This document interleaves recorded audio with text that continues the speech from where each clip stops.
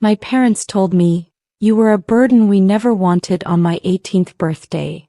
So I vanished completely and built the life they're now desperately trying to find me for. If this story touches your heart, support us by subscribing. And while you do, share where you're watching from. It's always amazing to see our viewers from everywhere. I walked into my house after school expecting cake, maybe a few presents. What I got instead were the words that would change my life forever. My parents, Jeffrey and Diane, sat on the couch like judges at a sentencing. No decorations. No celebration.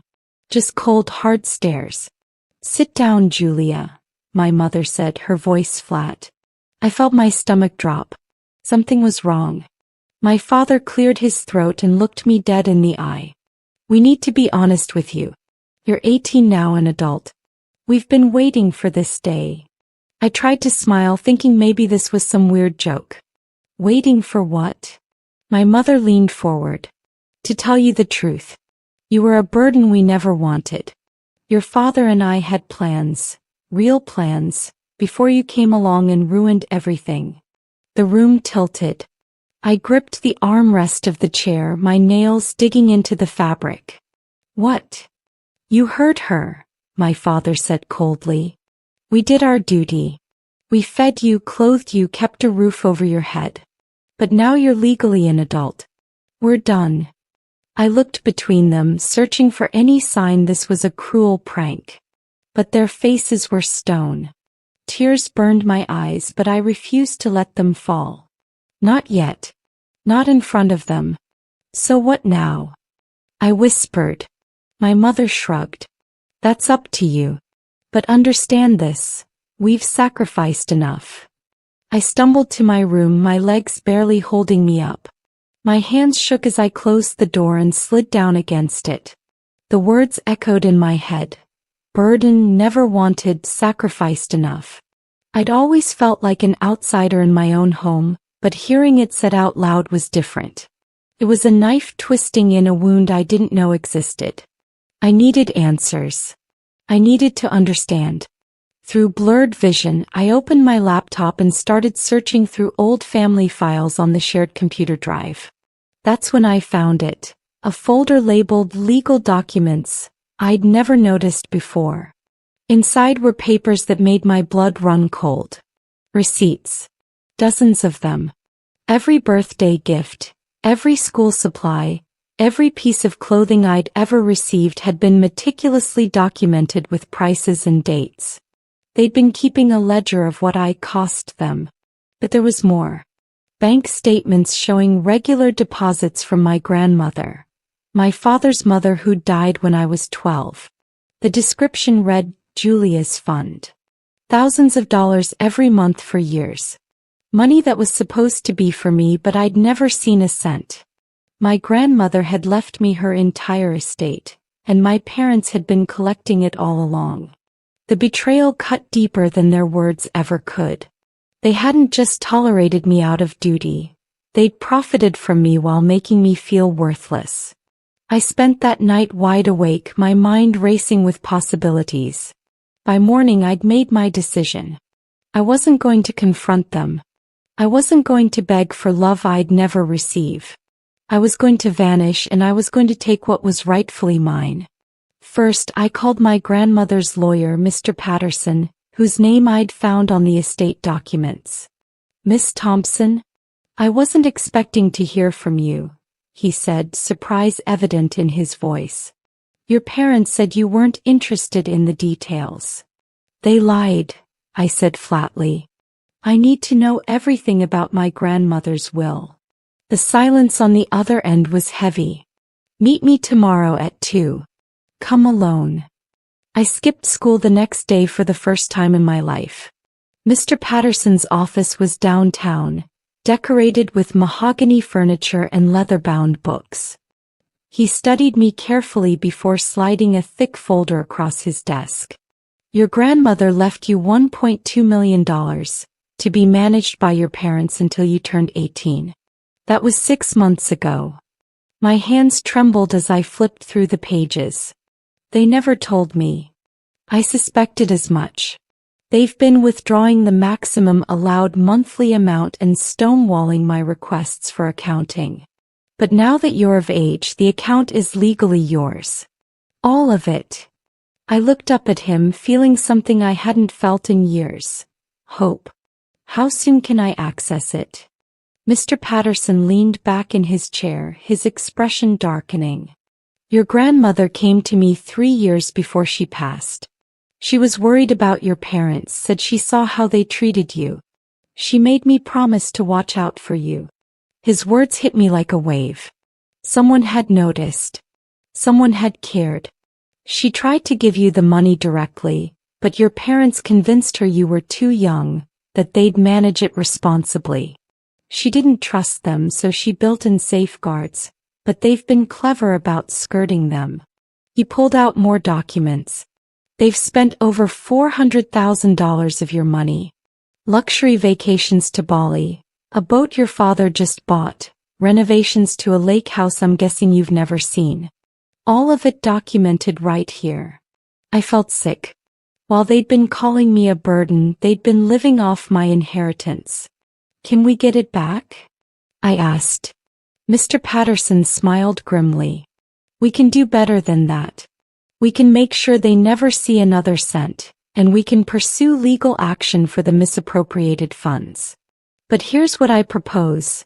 Take your remaining money, disappear, and let me build the case. When you're ready, when you're established and strong, we come at them with everything. Why wait? Because revenge is sweetest when you don't need it anymore. Right now you're hurt and angry. That's normal. But imagine walking back into their lives when you're successful, independent, and untouchable. I had 1 week to prepare. 1 week to pack up 18 years of life and leave no trace of where I was going. I moved carefully, methodically. I withdrew my money in phases to avoid attention. $50,000 to start, transferred to a new account at a different bank under my name alone. Mr. Patterson helped me get a P.O. box in the next city over for important mail. I applied to colleges across the country using my school counselor's office address. I sold everything I could on Facebook Marketplace. My laptop, jewelry, anything of value my parents had given me. Not because I needed the money anymore, but because I wanted nothing from them. Each item sold felt like shedding dead skin. My friend Tamar was the only person I told. Girl, are you serious right now? She whispered when I explained everything at her house. They really said that to you? Every word. And I found proof they've been stealing from me for years. Tamara's eyes filled with tears. Where will you go? I can't tell you. Not yet. But I'll contact you when I'm settled. I need someone to know I'm alive just in case. She hugged me tight. You're the strongest person I know, Julia. They don't deserve you. The night before my birthday, I packed 1 suitcase with clothes and essentials. I left my phone on my bed, they could track that. I'd already bought a new one with cash. At 3 a.m. I walked out the front door for the last time, leaving behind only a note on the kitchen table. I'm taking your advice. I'm an adult now and I'm done being your burden. Don't look for me. Atlanta became my sanctuary. I'd chosen it specifically because it was big enough to disappear into but full enough of opportunity to thrive. I rented a small studio apartment in Midtown for $1,200 a month, paid 6 months upfront in cash. The landlord, an older black woman named Mrs. Oliver, asked few questions when I showed up with cash and a story about escaping a bad situation. I've got 2 daughters, she said, handing me the keys. I recognized that look. You're running from family, not a boyfriend. I didn't confirm or deny it. I just need a fresh start. Then you've got it. But baby, fresh starts require new habits. You go to school. I'm enrolled at Georgia State for spring semester. Business major. It wasn't a lie. I'd been accepted with a full scholarship based on my grades and a powerful essay about overcoming adversity, though I'd left out the specific details of what that adversity was. The first month was the hardest.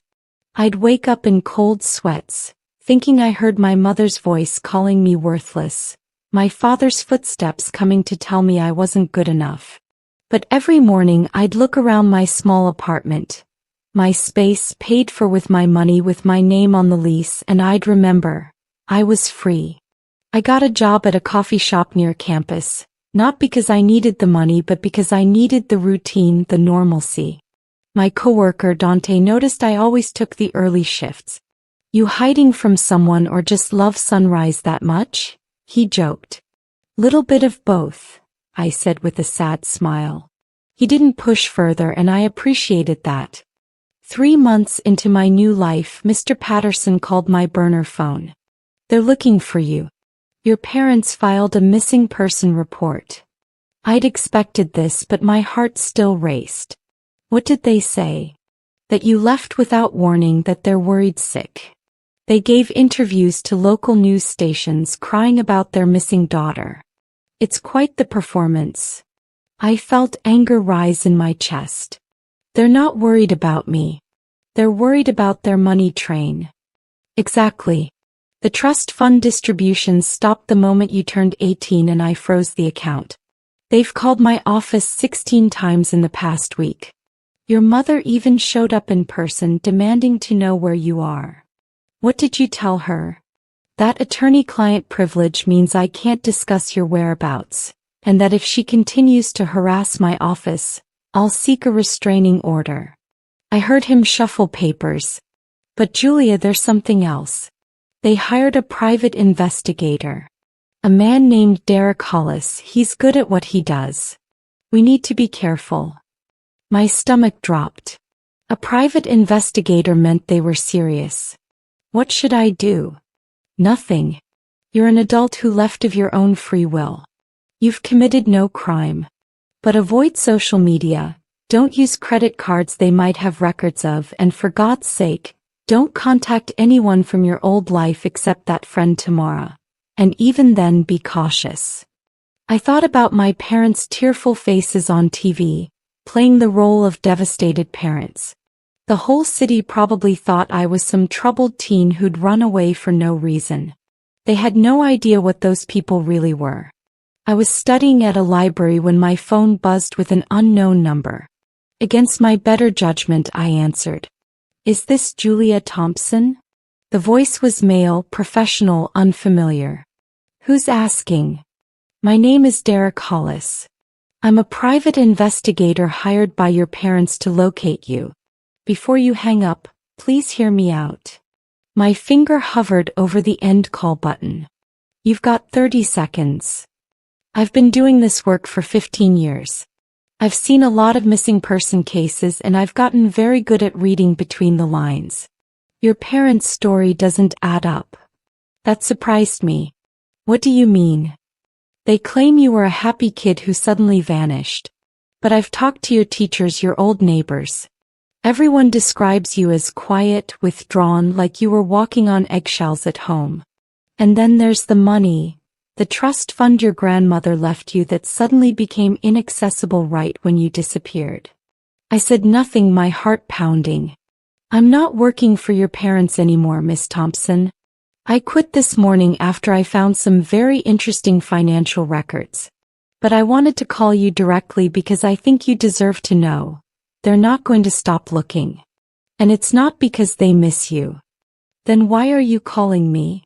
Because I have a daughter your age, and if she ever needed to run from me, I'd hope someone would help her do it safely. You've covered your tracks well, but there are holes. I can help you plug them for free. Consider it my penance for taking their money in the first place. I met Derek at a small diner on the outskirts of Atlanta 2 days later. He was a stocky man in his 50s with kind eyes and a handshake that felt genuine. We sat in a corner booth and he slid a manila folder across the table. Everything I found is in here. Your parents have been posting on missing person forums, hiring additional investigators, even offering a $10,000 reward for information leading to your location. I flipped through the pages, seeing my own face staring back at me from flyers and Facebook posts. They're really committed to this act. It's more than an act. Your father's business is failing. Turns out that boat I mentioned? He bought it with money he embezzled from his company. He was counting on your trust fund to cover his tracks, but now that the money's cut off, he's in serious financial trouble. Finding you isn't about love, it's about survival. The revelation sent chills down my spine. So he needs me to sign something? Give him access. Probably. Or worse, he might try to have you declared incompetent or claim you're mentally unstable so he can regain control as your guardian. I've seen desperate parents pull it before. Derek leaned forward, his voice low. But here's the thing, I found something your lawyer might have missed. Your parents took out a life insurance policy on you when you were 16. A big one. $500,000. The implications hung heavy in the air. You think I think desperate people do desperate things. I'm not saying they'd hurt you, but I am saying you need to be very, very careful. The next 3 months were a whirlwind. With Derek's help, I secured my identity further. New bank accounts, encrypted email, a paper trail that led nowhere. Mr. Patterson worked on the legal case against my parents, building evidence of embezzlement and fraud. But I wasn't satisfied with just hiding anymore. I wanted justice. I wanted them to face what they'd done. I want to confront them, I told Mr. Patterson during one of our weekly calls. Julia, I don't think that's wise. I'm not asking for permission. I'm telling you my plan. But I want to do it right. Legally, with witnesses where they can't twist the narrative. He sighed heavily. What did you have in mind? A deposition. You file the civil suit for the misappropriated funds, and I show up to give my testimony. They'll have to be there and it'll all be on the record. No more he said, she said. Just facts. There was a long pause. That's actually brilliant. And risky. Are you sure you're ready to see them again? I thought about the girl I'd been 6 months ago. Scared, small, convinced she was worthless. Then I thought about who I was now. A college student with a 4.0 GPA working 2 jobs, building a life on my own terms. I'm ready, I said firmly. Set it up. The date was scheduled for March 15th. I had 2 months to prepare myself emotionally for seeing the people who'd raised me, rejected me, and now desperately needed me. But this time I'd be walking in with power, with truth, and with witnesses who couldn't be silenced. The conference room felt smaller than I'd imagined, despite its floor-to-ceiling windows overlooking downtown. Mr. Patterson sat beside me, his presence solid and reassuring. Across the table sat my parents with their lawyer, a thin man named Gregory Walsh who looked like he already knew he was fighting a losing battle. My mother's eyes widened when I walked in. Julia. Baby, we've been so worried. Save it, I said coldly, taking my seat. We're here to discuss the $400,000 you stole from me, not to play happy family. My father's face turned red. We didn't steal anything. We were managing your inheritance, as was our legal right. Managing it? Is that what you call buying a boat, taking luxury vacations, and renovating a lake house I've never even been allowed to visit? I pulled out the bank statements Derek had helped me obtain. Every transaction is documented here. Restaurants charging $300 a meal while you served me ramen at home. Designer clothes for Mom while I wore thrift store jeans. All of it paid for with my grandmother's money. Their lawyer shifted uncomfortably. Miss Thompson, your parents did provide for you, the bare minimum required by law, Mr. Patterson interjected smoothly, while living extravagantly on money that was specifically designated for their daughter's care and education. That's called embezzlement. My mother's mask finally cracked. You ungrateful little. We raised you. We could have given you up, but we didn't. You owe us everything. And there was the truth she'd been holding back. The poison that had been bubbling under the surface for 18 years. I owe you nothing, I said quietly. And after today you'll owe me everything you took, plus interest. Let's talk about my 18th birthday, I continued, my voice steady despite the storm of emotions inside. Do you remember what you said to me that day? My mother opened her mouth, but I cut her off. You said I was a burden you never wanted. That I ruined your plans. That you'd done your duty and were done sacrificing. I turned to the court reporter. Make sure you get this on record. My father stood up. This is ridiculous. Julia, you're being dramatic. Sit down, Jeffrey, Mr. Patterson said sharply. Your daughter isn't finished. I pulled out my phone and pressed play on a recording I'd made that night in my room, my parents' voices crystal clear through the thin walls. Asterisk, I can't believe we're finally free of her. 18 years of pretending to care. 18 years. At least we got good money out of it. Your mother's guilt money kept us comfortable. She never has to know what we spent it on. She's too stupid to figure it out. The room fell silent as the recording ended. My mother's face had gone pale. Their lawyer looked like he wanted to disappear into the floor. I have more recordings, I said. Years of them. Every cruel comment, every dismissive remark, every time you two talked about me like I was an inconvenience instead of your daughter.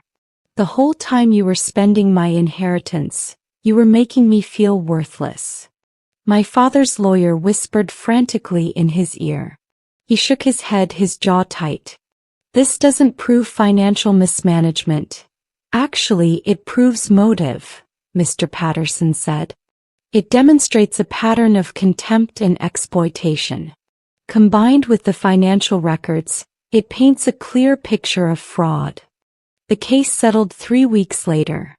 My parents agreed to repay the $400,000 plus $50,000 in damages. Money they'd have to scrape together by selling their boat, their lake house, and liquidating my father's failing business. They were also required to issue a public apology, which they delivered through gritted teeth at a press conference, admitting they'd mismanaged my inheritance and that I'd left home due to their treatment of me. I didn't attend. I watched it online from my apartment, Tamara sitting beside me, both of us eating pizza and laughing at how uncomfortable they looked. You really did it, Tamara said, shaking her head in amazement.